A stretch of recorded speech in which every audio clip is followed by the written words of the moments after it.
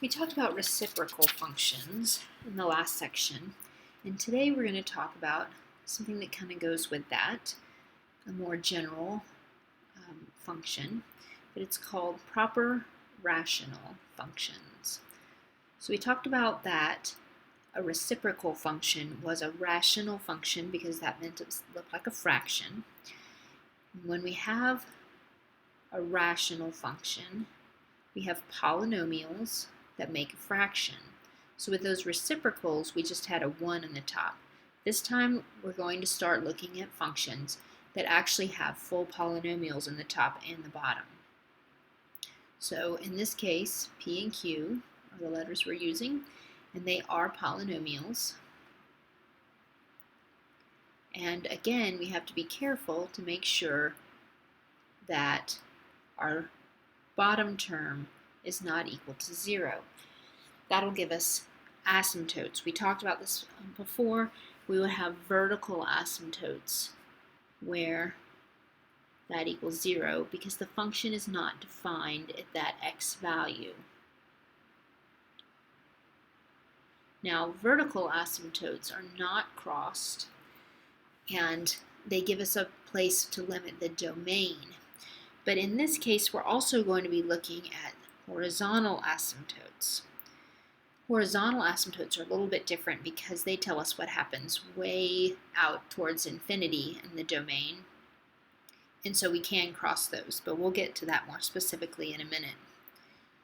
All right, proper rational function. So this is a rational function. A proper rational function is when the degree of the top is less than the degree of the bottom. Remember, that's the highest exponent in the polynomial on the x. Now, with a proper rational function, you have a horizontal asymptote of y equals 0 every time. Now, does that mean that we're never going to cross that horizontal line, y equals 0? No, it absolutely does not. We can cross it and then come back down to it and keep going closer and closer to it from the top or something like that. But what we're looking at is what happens way out in infinity on either end to give us horizontal asymptotes. But you need to remember this. If it's proper, then you have a horizontal asymptote of y equals 0. Remember, horizontal asymptote, that means it's a horizontal line, y equals a number. Vertical asymptotes is where we had the x equals whatever number that was, because a vertical line is x equals a number. So we have proper rational functions, and we also need to look at what it means to have a reduced rational function. So we have proper, and now we have reduced. To reduce your rational function, you factor both the polynomials and you cancel like terms. So you're reducing the fraction. Now, these like terms give you removable discontinuities. They'll give you holes in your graph instead of the vertical asymptotes, and we'll look at some examples of that. So you need to know what it means for it to be proper and what it means to be reduced, and then this is just a general rational function. So let's look at some examples. What if we have this? Our top polynomial is of degree 0, and our bottom polynomial is of degree 2. So this means it's proper because the top degree is less than the bottom degree. And it's reduced because we can't factor any further to cancel things out. So it's both proper and reduced. Now, because it's proper, we know we have a horizontal asymptote of y equals 0. And we need to find some vertical asymptotes. Well, where did we say those were? Vertical asymptotes happen when the bottom is going to equal 0, because that can't happen in the domain. So we factor this out, and we get that at x equals -2 and at x equals 3, we have the bottom equal to 0, which means the function's undefined there. Since it wouldn't cancel out, it means it's a vertical asymptote. So we have 2 vertical asymptotes and 1 horizontal asymptote. So let's see what that means on our graph here. So at x equals -2, we have a vertical asymptote, and at x equals 3, we have another vertical asymptote. We also have this horizontal asymptote of y equals 0 here. So we draw in all our asymptotes. Now, what if I want to know what my intercepts are? Now remember, intercepts are where it crosses the axis. So y-intercept is where it crosses the y-axis, which means x is equal to 0. So if we plug in 0 for x, we get -2/3. So our y-intercept is at the point 0, -2/3. So if we go over here, we can draw in our y-intercept. Now, do we have any x-intercepts? Well, our x-intercepts are when the function value equals 0. Now, can that happen in this particular case? No, it can't, because this top number here, there's nothing we can do to that to make it 0, and it would have to be 0 for the function to be 0. So there aren't any x-intercepts. It doesn't cross the x-axis anywhere.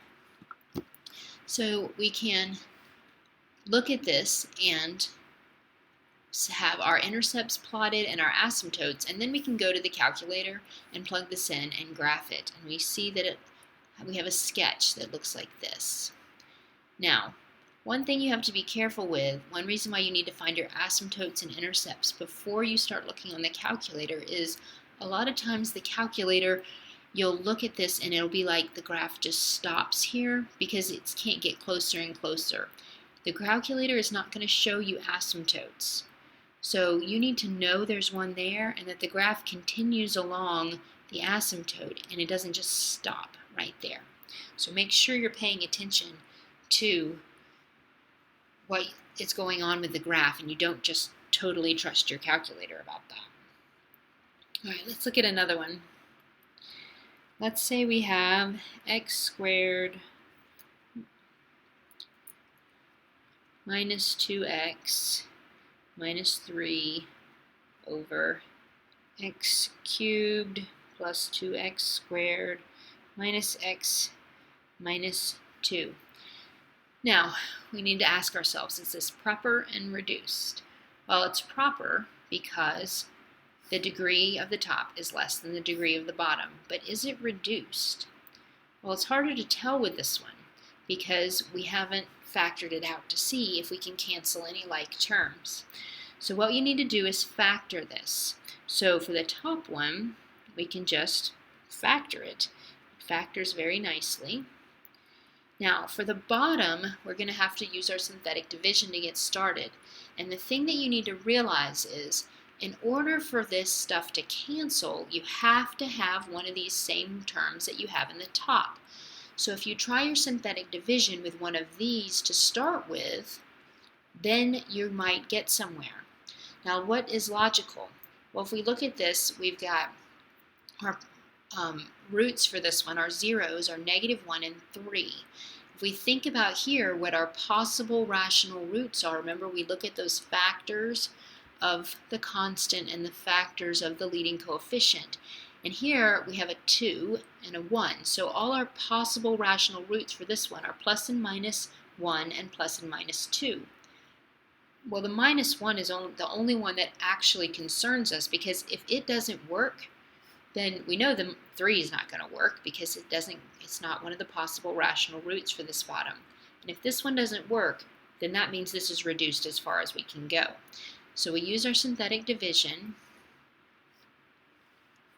and see if we can get this to work. So we bring it down, multiply, bring it down, multiply, add, multiply, and it does work.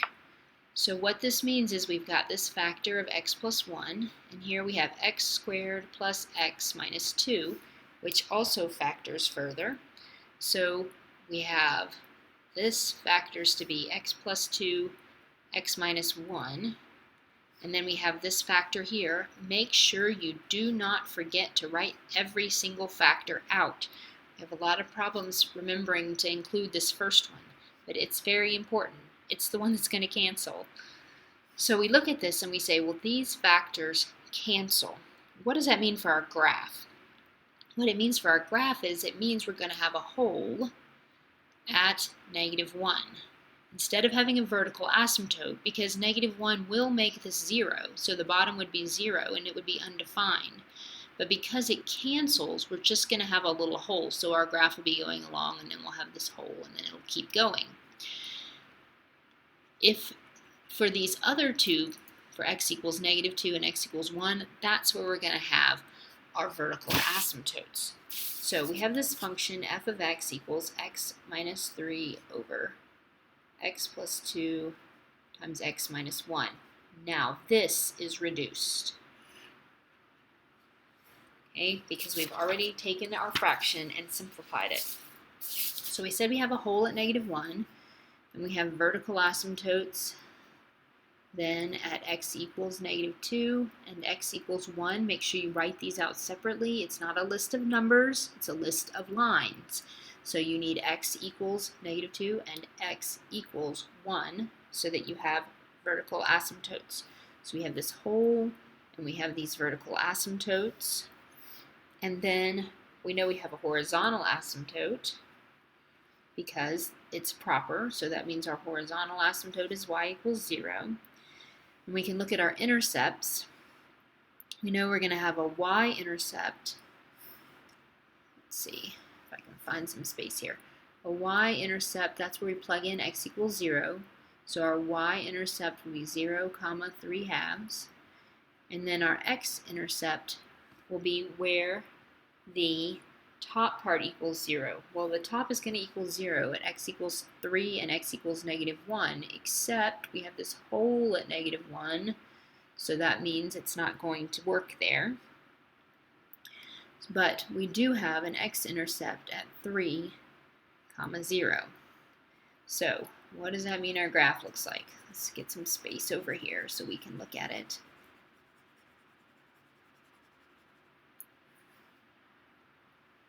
Alright, so we have a horizontal asymptote at y equals 0. At x equals -2, we've got a vertical asymptote. At x equals 1, we have another vertical asymptote. Now, we know we have a y-intercept at 0, 3/2. We know we have an x-intercept at 3, 0.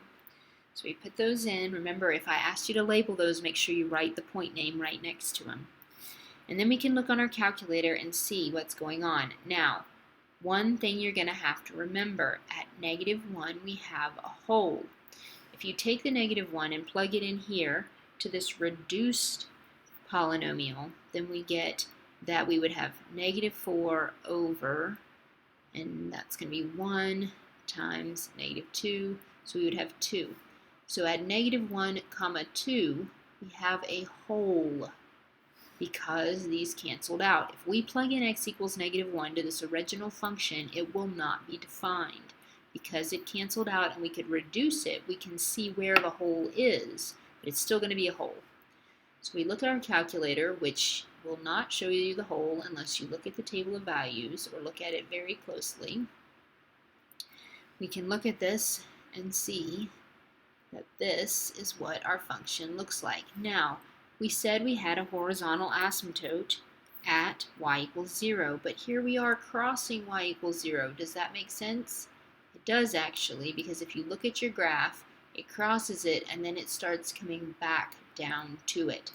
A horizontal asymptote just means out far at the end, what is it coming to? So we can cross those horizontal asymptotes. So rational functions. Today we just talked about proper rational functions, what happens when the degree is on the top is less than the degree on the bottom. We talked about how to reduce them by factoring, just like you reduce, just like you reduce any fraction, factor it and cross out like terms. We talked about how that gave you wholes. We talked about how to find vertical asymptotes and that the horizontal asymptote for a proper rational function is y equals 0. We talked about intercepts because we know how to find those. We've used those lots of times. And then how to sketch a graph. Make sure your asymptotes are clearly shown and the intercepts are shown. And if I ask you to label anything, make sure you actually write out the labels. If I ask you to label the asymptotes, for example, you would write x equals -2 at the top of this, or x equals 1 at the top of this one. If I ask you to label this intercept, it would be 3, 0, and this one would be 0, 3/2. Or if I asked you to label the whole, it would be -1, 2. So labeling things means to actually put it on there. Make sure that you have read this section and gone over this, and if you have any questions, you can ask them in class next time that we meet.